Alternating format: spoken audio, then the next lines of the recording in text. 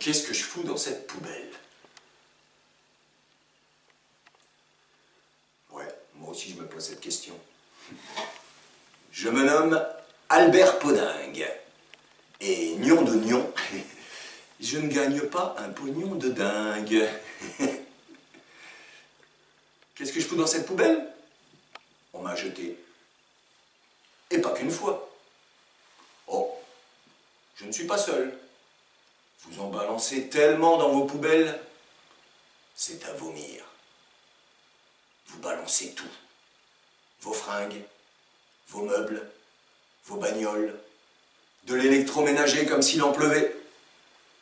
Les gens aussi, vous les balancez. Vos employés, les différents, les pas pareils, ceux qui sont loin des yeux. Vous balancez du poison, du toxique, des vieilleries, du neuf encore emballé, des trucs encore bons à manger que vous n'avez même pas goûté. Et plein de trucs qui pourraient encore servir, comme vos rêves de gosse, comme vos sentiments d'injustice et de révolte, ou vos espoirs d'un monde meilleur.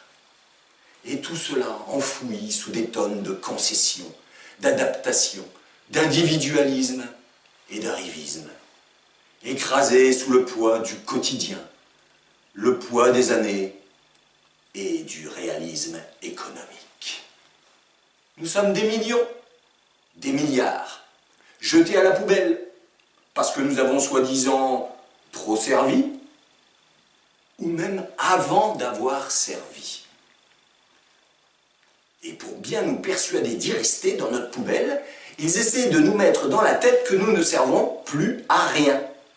Déclassés, obsolètes, inutiles, balancés, des déchets.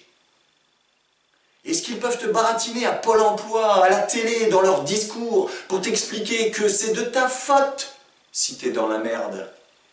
La petite musique, le refrain que t'entends partout. C'est la crise, culpabilise, tu gagnes trop, fais un effort. T'es trop vieux, t'es trop jeune, trop diplômé ou pas assez. Tu n'es jamais comme il faut, tu en demandes toujours trop.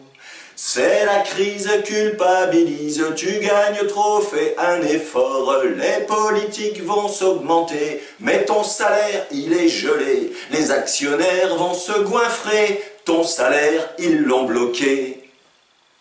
Eh ouais, on m'a jeté. Cette sensation déprimante de ne plus servir à rien, ni à personne. D'avoir appris, d'avoir progressé, d'avoir bossé pour finalement être rayé, gommé, effacé. Et hop, dans les poubelles de l'histoire. Mais je suis pas encore dans le camion Ben, hein. Je suis pas encore mort, ni enterré. Et la camarde, je vais pas crever tout de suite. Tu peux attendre. Je sais que tu attends. Je sais que tu es là. Ça pue. Ça pue le chômage et la misère. Puis ça sent aussi le cramé, les lacrymos, le sang, la peur. Ça pue la mort. Mais la mort de quoi? Hein? La mort de l'ancien monde, comme disent ceux qui nous préparent le nouveau monde. Parce qu'ils vont nous en faire un beau de monde, tout propre sur lui. Un nouveau monde raisonné. Un nouveau monde de développement durable, soft. Un nouveau monde étiqueté A+. Un nouveau monde avec plein d'applications et de likes. Un nouveau monde de fichage généralisé où à chaque instant, à chacun de tes déplacements, une caméra reconnaît ton visage. Gentil, gentil, le nouveau monde, papa. Il est gentil. Un nouveau monde pesticidé. Un nouveau monde irradié.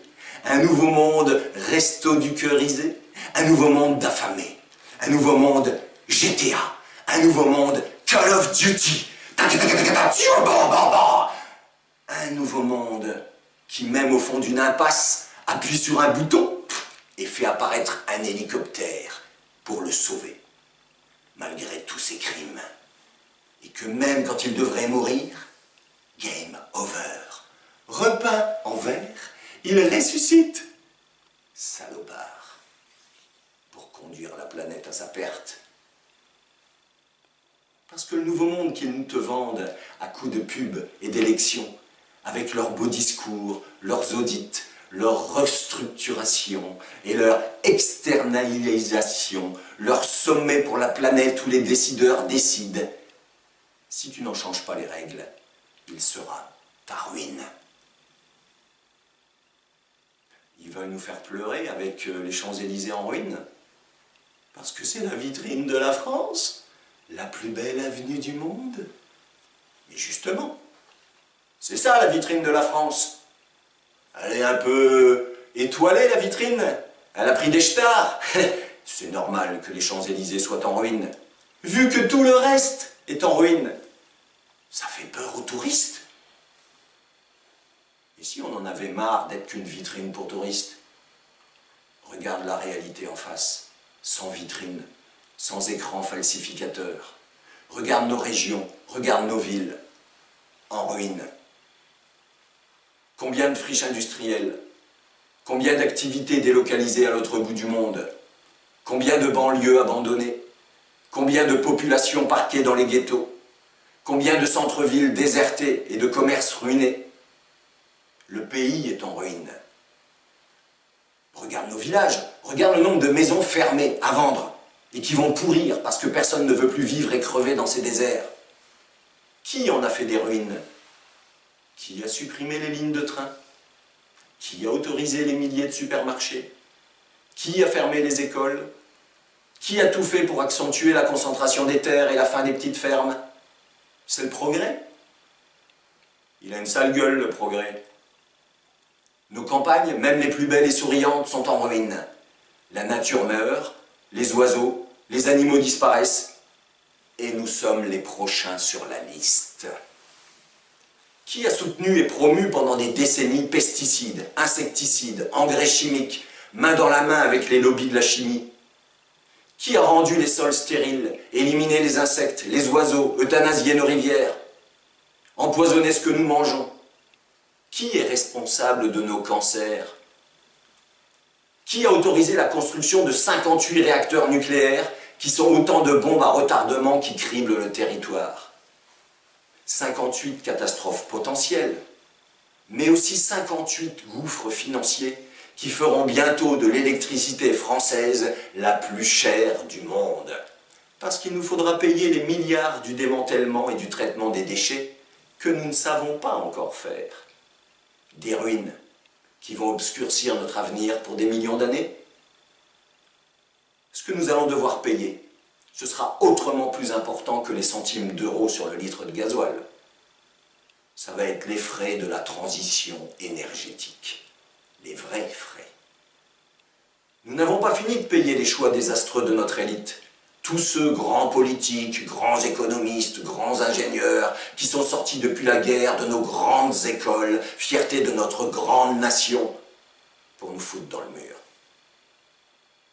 Et bientôt, quand ils feront de la pub pour orienter nos jeunes vers une filière d'avenir, qui ira? Tu enverras tes enfants se faire irradier pour démonter les centrales? Et eux, ils enverront leurs enfants déblayer la mer de radioactive? Tu les vois les conséquences de la catastrophe annoncée? Tu le vois, le chaos qui se profile à l'horizon? Tu les vois, les territoires ruinés? Quels sont les fous qui ont écrit ce scénario? Nos dirigeants irresponsables. Les décideurs ont décidé. Les décideurs que vous avez élus, et tous les décideurs que vous n'avez jamais élus, et qui décident ce que vos élus doivent décider. Les décideurs, vous savez bien, ceux qui vous jugent irresponsables lorsque vous critiquez leurs choix, parce que vous avez bien compris qu'ils bousillent votre quotidien, qu'ils assombrissent la fin de vie de vos parents ou l'avenir de vos enfants. Mais vous n'avez pas le droit à la parole. Ou alors on vous laissera causer, toujours, mais on ne vous donnera pas le droit de décider. Pourquoi? Parce que l'on ne reçoit pas le droit de décider à la place des décideurs. Ce droit-là, il faudra le prendre. Les décideurs sont irresponsables, à nos yeux, parce qu'ils sont responsables que de leurs propres intérêts. Et que leurs intérêts ne sont pas les nôtres. Une usine qui ferme et qui met des centaines de travailleurs à la porte, parce que les actionnaires préfèrent augmenter leurs dividendes de 12% au lieu de 6%. Des marchandises que l'on nous vend par millions de containers, des marchandises conçues pour ne pas durer, pour nous obliger à acheter encore et toujours des marchandises nocives pour notre santé, inutiles, jetables, polluantes, gaspilleuses d'énergie et de ressources naturelles. Nous faire crever à petit feu et faire crever la planète. Irresponsable. Capitaliste, irresponsable, politicien, irresponsable, soyons responsables, virons-les. Irresponsables aussi, lorsqu'ils ont autorisé la finance et les banques à diriger l'économie. Des milliards et des milliards de spéculations qu'ils jouent sur les cours de la bourse, sur les matières premières, sur la vie ou la mort de peuples entiers. Regarde la Grèce. Regarde l'Argentine. Et quand ça craque, tu les vois, à gauche comme à droite, sauver les banques et la finance, comme en 2008. Et 10 ans après, nous en sommes revenus au même point. Les spéculateurs spéculent, et tu vas payer leur addition. Mais c'est toi qui dois culpabiliser. Parce qu'on te dit que tu dépenses trop pour le social, et que tu t'endettes. Alors qu'ils spéculent avec tout ce que nous leur abandonnons. La dette que nos dirigeants politiques ont contractée, les intérêts de la dette à rembourser, c'est le choix qu'ils ont fait d'offrir à la finance des revenus colossaux. Et l'austérité, c'est appauvrir les pauvres pour enrichir les riches. C'est affamer les pauvres, les réduire à la soupe populaire et à dormir sous la tente. Et voilà. Un petit président qui vient nous dire à la télé que ce n'est pas bien d'être violent. Parce que se faire virer de son boulot, être jeté à la rue, c'est pas violent ça? Se faire engueuler, exploiter, traiter pire que des chiens dans des boulots de merde pour produire de la merde, c'est pas violent? Survivre avec rien, c'est pas violent? Ne pas pouvoir soigner correctement, enseigner correctement, ne pas pouvoir créer, inventer, travailler correctement, ne pas avoir d'avenir, ce n'est pas violent? Alors ça bouge, ça proteste, ça fout le feu. Foutez pas le feu à ma poubelle, elle peut encore servir. Ouais, il y a de l'animation. Ça change un peu des dernières manifs. Ça discute de tout sur les ronds-points. Ça les embellit, tous ces ronds-points. Bien mieux que toutes les sculptures moches qu'on y place depuis des années. La France, patrie des ronds-points. Depuis le temps qu'on attend ça. Depuis le temps qu'on prépare ça. Bon, on en a fait des manifs, hein.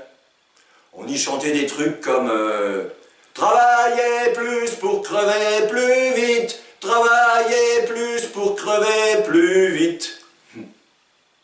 Ou encore à l'époque où ils nous bassinaient partout avec les agences de notation et leurs notes A sur les produits financiers, sur les dettes des États qui leur rapportent tant, on chantait faut pas les effrayer, les marchés financiers, pour être bien noté, on va se faire plumer, par solidarité, avec les banquiers, retraite diminuée, et plan d'austérité.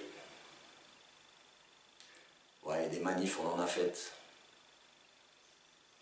Et toujours les mêmes slogans. Les jeunes dans la galère, les vieux dans la misère, de cette société-là, on n'en veut pas. Bien sûr qu'on n'en veut pas. Mais j'ai l'impression d'avoir passé ma vie à manifester en entendant ce slogan. Et pendant ce temps, combien ont commencé jeunes dans la galère et fini vieux dans la misère. Des manifs contre ça, des comités pour ci. Mais ça donnait plus envie. Elles puaient la mort, leurs manifs. Nos manifs. Des manifs désertés, à passer le temps à se dire « mais ils sont où les gens? Pourquoi ils ne viennent pas? Ils ne comprennent pas ce qui leur tombe sur la tête ?»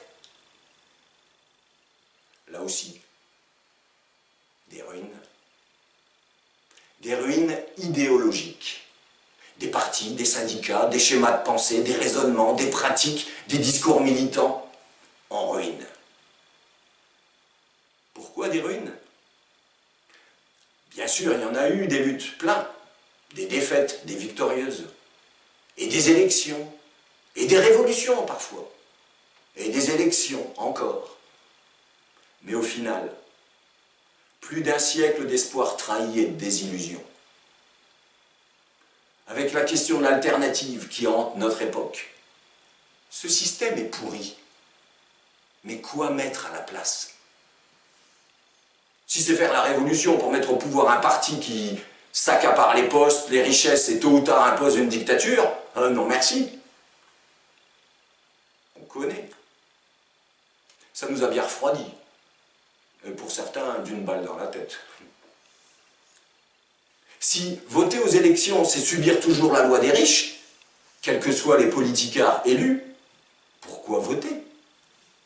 On les vire, ouais, et on fait quoi?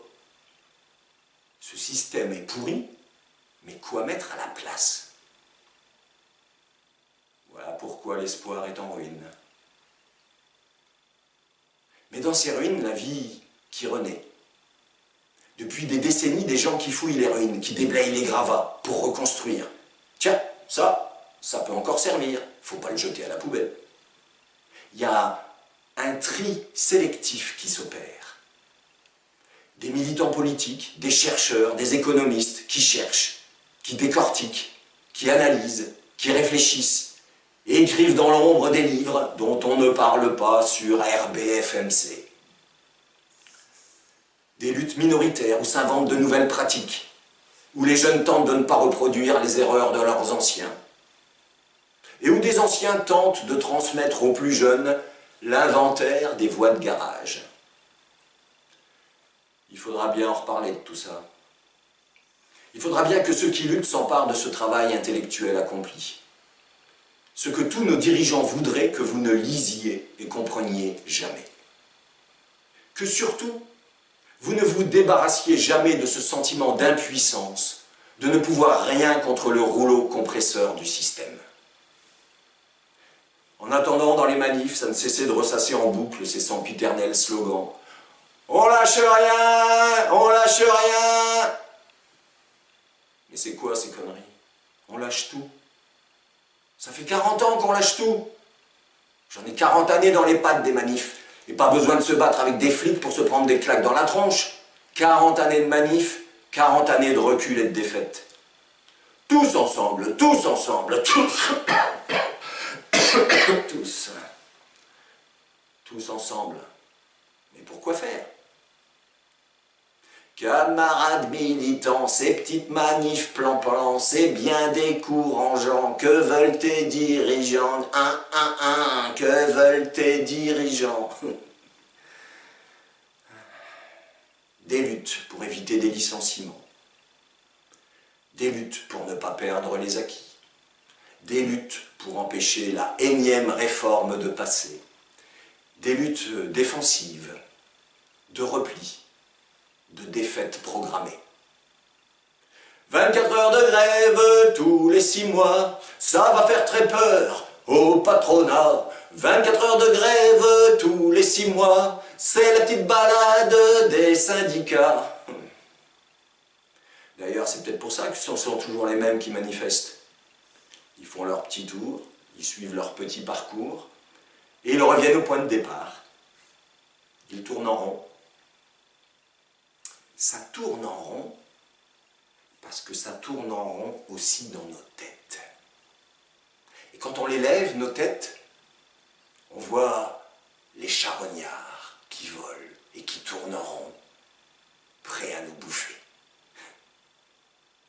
Ça tourne en rond parce que la propagande a fonctionné. Le discours officiel a gangrené les esprits. il y a un trou de la Sécu. Il y a un problème des retraites. Nous ne travaillons pas assez. Nous coûtons trop cher. Nous allons souffrir. Et nos enfants, pire encore. C'est tellement répété que nous y croyons.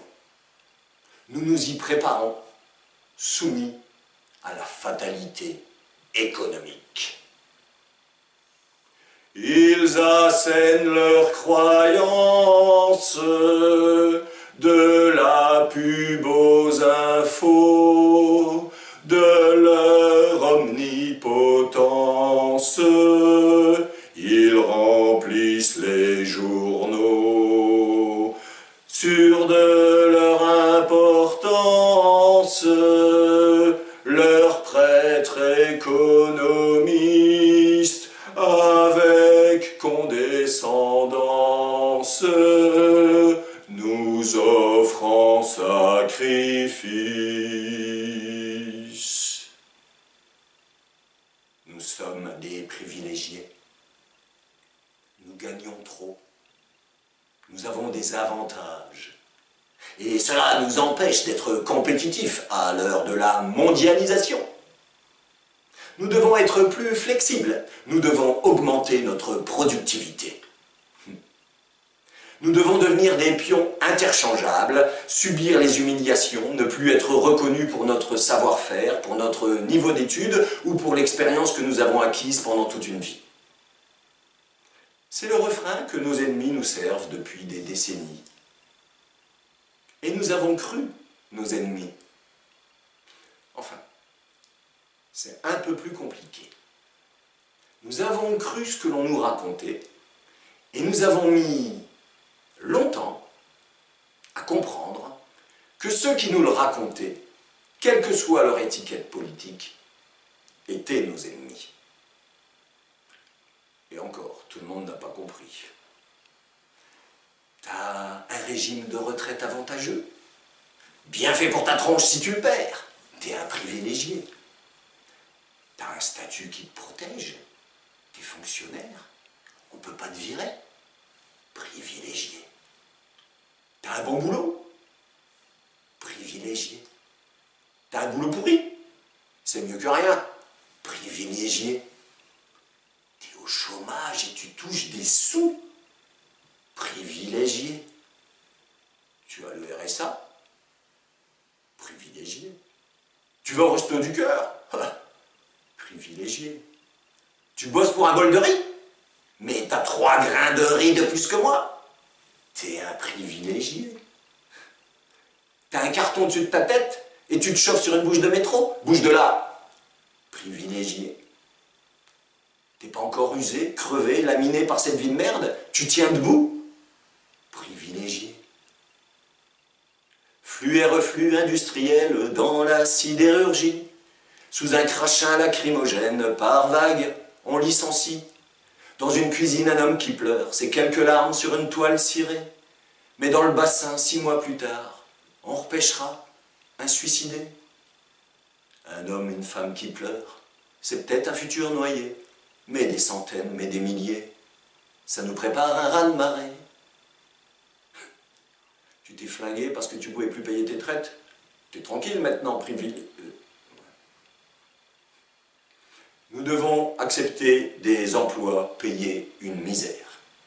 Il y a maintenant consensus à droite comme à gauche, il faut baisser le coût du travail afin de bénéficier de la reprise comme les autres pays européens. Le coût du travail. Le travail, ça coûte. Mais qui peut bien avoir intérêt à répandre cette idée dans nos esprits?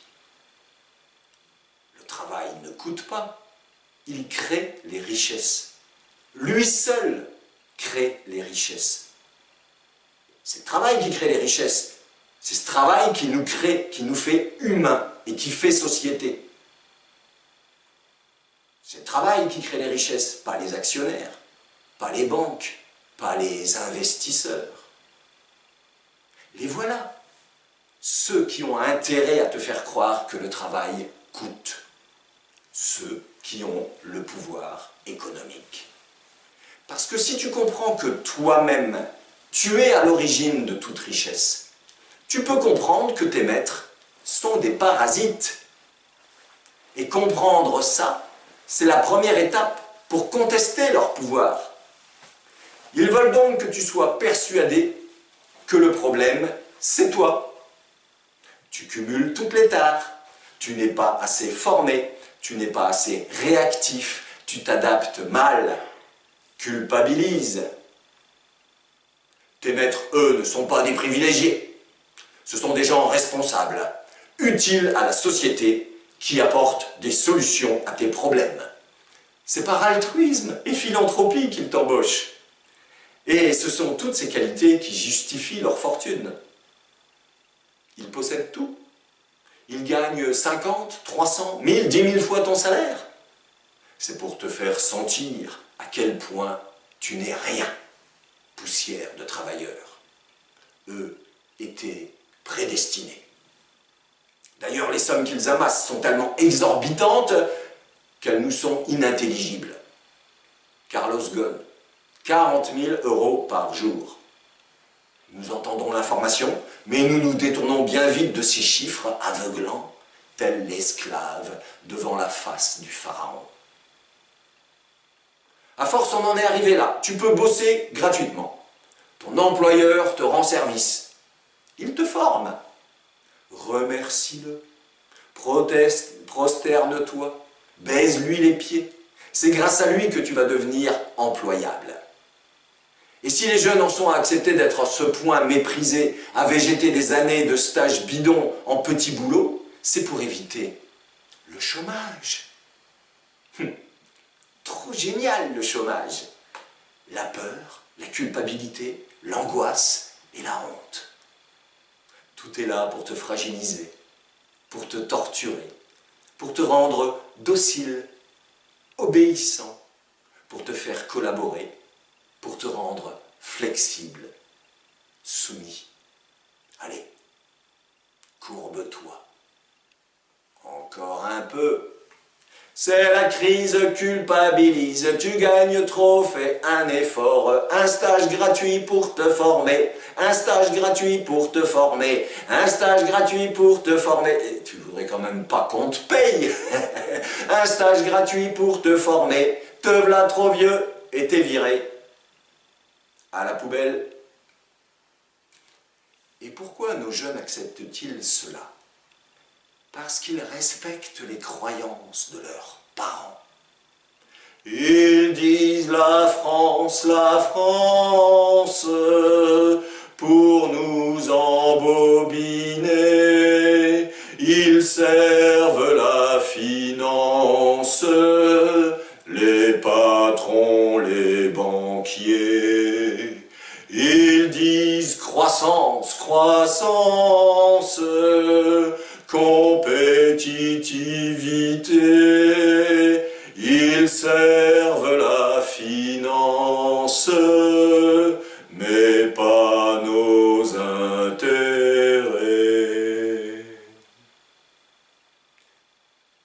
La religion capitaliste. L'ouvrier y croit lorsqu'il pense que la société ne peut pas vivre sans patron, qu'il n'y a pas de travail possible sans employeur. Nous croyons que seuls ceux qui ont un patron produisent de la valeur économique. Nous croyons à la nécessité du marché du travail, à la nécessité du marché des capitaux. Le marché du travail. Le marché du travail, c'est là où les employeurs font leur marché. C'est un endroit magique où nous nous transformons en demandeurs d'emploi. S'il vous plaît, monsieur, s'il vous plaît, madame, embauchez-moi, oui, à n'importe quelle condition. La religion capitaliste, l'entrepreneur y croit aussi. Il est artisan, il a une idée géniale, il va créer son boulot, créer sa boîte. Mais nos maîtres respectent le pognon, pas le travail, pas le savoir-faire. Nous croyons que seules les banques, les actionnaires, les capitalistes peuvent être des investisseurs. Le revoilà, notre entrepreneur, un peu plus tard, qui s'est fait piquer ses idées par de plus gros que lui, ou qui s'est fait asphyxier par les banquiers. Comme l'agriculteur, qui survit entre les emprunts remboursés et le cours du lait ou de la viande, obligé de vendre à perte. Nous croyons que l'outil de travail crée de la valeur économique et que donc son propriétaire doit faire du profit. Et s'il n'en fait pas assez de profit, il va fermer la boîte. Alors je culpabilise et je fais des efforts. Je suis prêt à tout pour garder mon boulot. Il peut rogner sur mes droits, sur mes heures, sur tout. Allez, prenez-moi au salaire minimum et ne payez pas de charges sociales. Petit Macron qui joue les acrobates, se veut ni gauche ni droite pendant les élections. Petit Macron est très original, supprime les charges sociales et les cotisations. Charges sociales. Mais ce qu'ils appellent charge, c'est ton salaire. Les cotisations que paye ton employeur, c'est de l'argent pour la sécurité sociale, ta sécurité sociale, ton chômage, ta retraite. C'est du salaire mis dans une caisse commune. Quand on supprime ces charges, ce n'est pas un cadeau, on te retire une partie de ton salaire. Et après, on te dit que les indemnités chômage vont baisser, que tes retraites doivent diminuer. On te dit que tout va plus mal dans les services publics, qu'il n'y a pas assez pour te soigner. C'est ça que tu veux? Et quand on te supprime des cotisations sur ta feuille de salaire, tu crois vraiment que c'est un cadeau qu'ils te font? Eux, te faire un cadeau? Tu la pressens pas, l'arnaque? L'argent que tu donnes à la Sécu, c'est celui qui sert à te soigner. Tu préfères croire que tu t'en sortiras mieux avec ta mutuelle et tes assurances? Parce que tu as confiance dans tes assureurs. Même tes banquiers deviennent des assureurs. Tu as confiance en ton banquier? Tu crois vraiment que c'est pour ton bien ou leur profit? Ta cotisation, c'est ce qui te donne du pouvoir.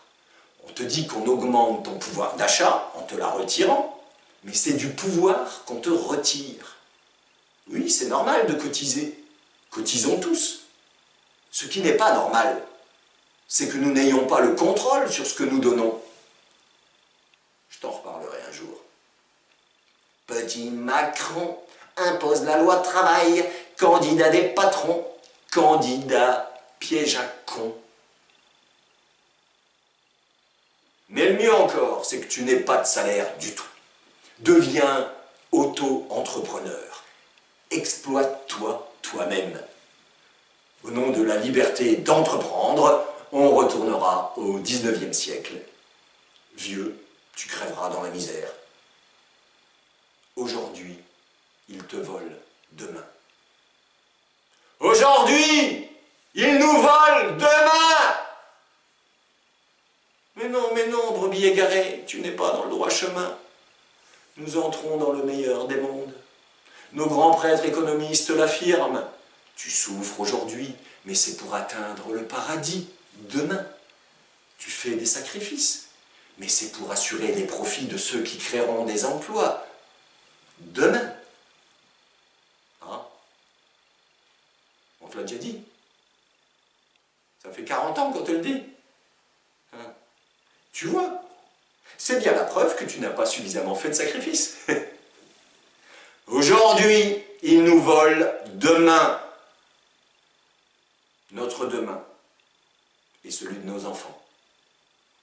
Si nous croyons encore en leur religion capitaliste, nous nous offrons, et nous offrons nos gosses en sacrifice.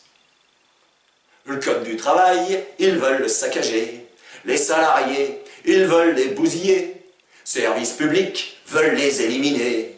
Les fonctionnaires, ils veulent les supprimer. Et tout ça, ça fera des petits employés qu'on peut exploiter, qu'on peut licencier, qui vont s'offrir sur le marché du travail pour y crever comme des soldats sur le champ de bataille. Mais on avait voté pour...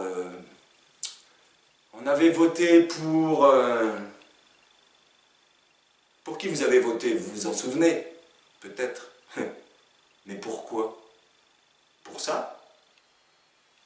Tu es l'élu de mon cœur, tu es un arnaqueur, tu me mens, tu me trompes, je te crois plus, je veux rompre. Tu es l'élu de mon cœur, tu es un arnaqueur, tu me séduis, je te choisis, tu m'as trahi, t'étais pourri. Tu es l'élu de mon cœur, tu es un arnaqueur. Aux prochaines élections, promis, juré, craché, aux prochaines élections, je résiste à la tentation. Vous n'en avez pas marre de vous faire balader à chaque fois? Vous allez encore voter pour le grand changement? Ou pour le moins pire? Pourquoi ça fait qu'empirer? Parce que vous pouvez mettre n'importe quel guignol au pouvoir, il servira les intérêts de l'État. Ah, ouais. Oui, mais l'État, il est au service de qui? Il y a un hic, je veux qu'on m'explique. On appelle ça République. Si l'État casse les services publics, l'État est au service de qui? Il les rétame, les taille en pièces, il en fait des tas, glia-t-elle. Fin de l'État-providence, on déclare l'état d'urgence. Sauvons les banques et les profits. L'État est au service de qui? Il y a un hic, je veux qu'on m'explique. On le dit, démocratique. Il privatise, externalise, il donne tout au privé. Poste télé ou télécom, énergie, transport et santé. L'éducation nationale aura son traitement fatal. Si l'État casse les services publics, l'État est au service de qui? Moi, président, je servirai, comme tous mes prédécesseurs, les assistés du grand capital. Moi, président, je servirai la bourse, les banques et la finance. Moi, président, je servirai les lobbies du nucléaire, de l'armement, des pesticides, du médicament. Moi, président, je servirai les paradis fiscaux. Moi, président, moi.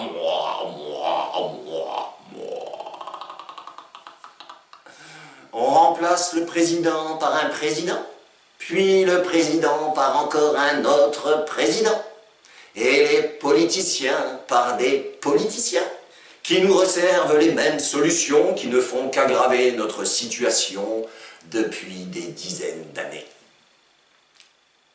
Cessons, stoppons, arrêtons, remplaçons-les par nous-mêmes.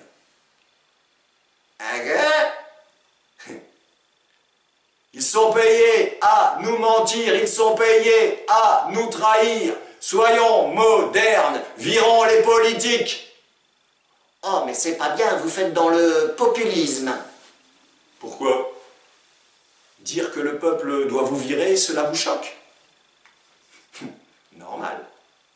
Dire que vous n'avez pas les mêmes intérêts que nous, que vous ne nous représentez pas, qu'au contraire vous représentez et servez ceux qui ont des intérêts opposés aux nôtres, ça vous dérange?